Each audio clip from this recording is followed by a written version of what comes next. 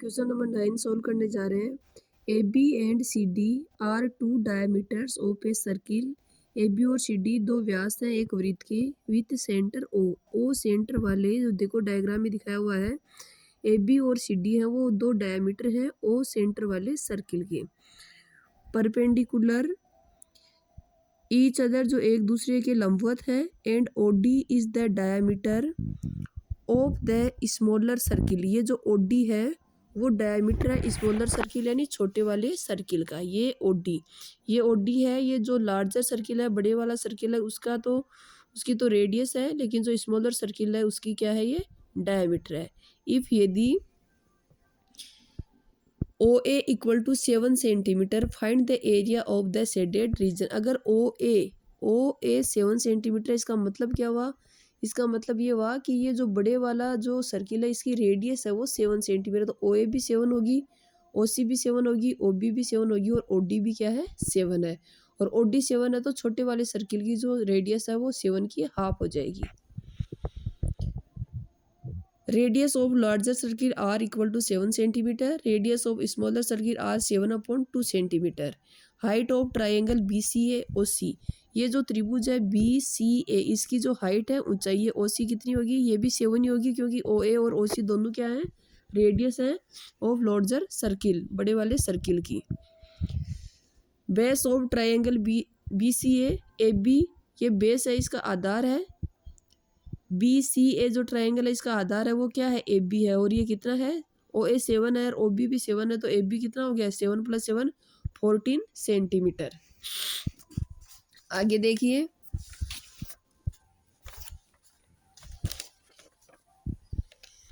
Area of triangle B C A, त्रिभुज B C A का क्षेत्रफल क्या आएगा, 1/2 इंटू बेस इंटू हाइट, तो 7 into 14 49 centimetre triangle B C A का क्षेत्रफल आ गया।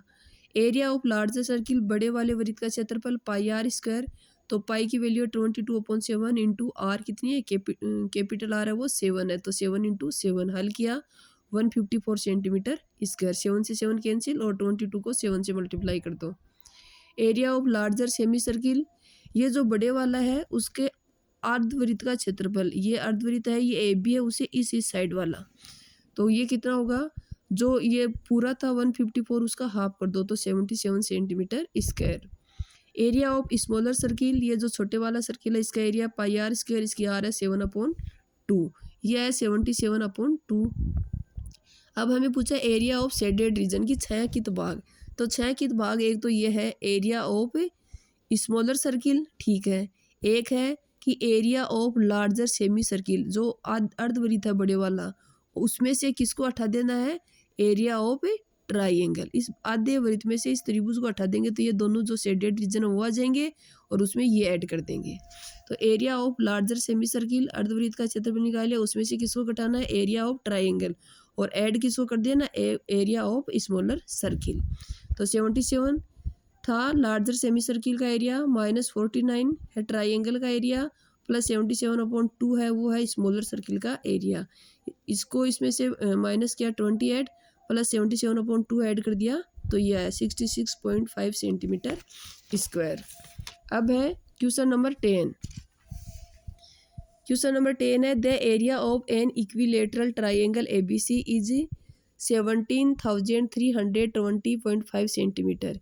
एक ए बी सी संभव त्रिभुज का एरिया है वो ये दिया हुआ है। सूत्र का हमें पता है √3/4 साइड स्क्वायर होता है। With each vertex of the triangle as centre a circle is draw with radius equal to half the length of the side of the triangle. जिसके इस ट्राइंगल एबीसी के प्रत्येक शीर्ष को सेंटर मानते हुए इसकी जो साइड है उसकी हाफ लेंथ की रेडियस लेते हुए 3 सर्किल बनाए हुए हैं। Find the area of the shaded reason, इस शेडेड रीजन का इस छायांकित भाग का क्षेत्रफल निकालिए।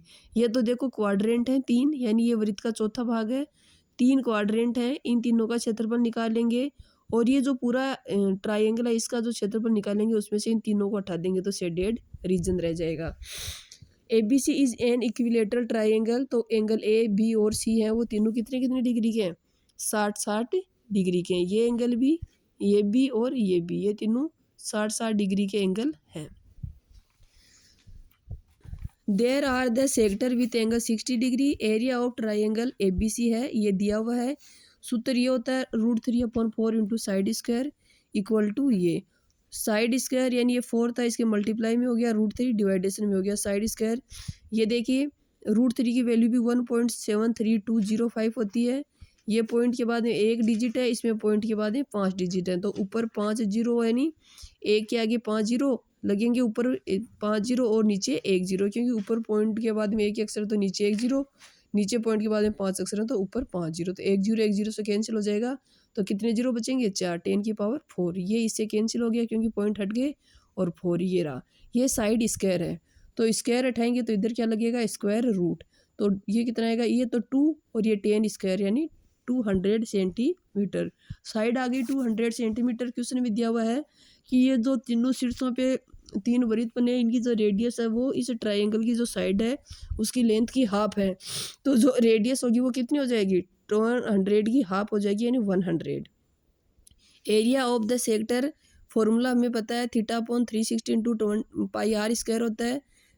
थीटा है वो 60 है, पाई 22.7 और आर है वो 100 है। इसको हमने हल किया तो ये आएगा ओके, क्योंकि 60 से ये 360 है वो 6 टाइम कट होगा, फिर ये जो 100 है ये 2 है वो 6 से 3 टाइम होगा और ये 50 टाइम, फिर इसको हल करेंगे तो ये आएगा।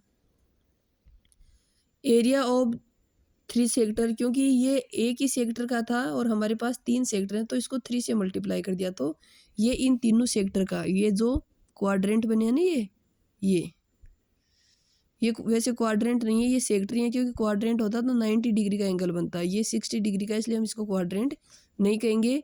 ये एक सेक्टर है, ये कि त्रिज्यीय खंड है। ये हो गया तीनों का। अब हमें शेडेड रीजन का चाहिए, तो ये जो एरिया है ट्राइंगल का उसमें से ये जो तीनों सेक्टर हैं इनका एरिया हटा दो। Area of the shaded reason, area triangle ABC minus area of 3 sectors.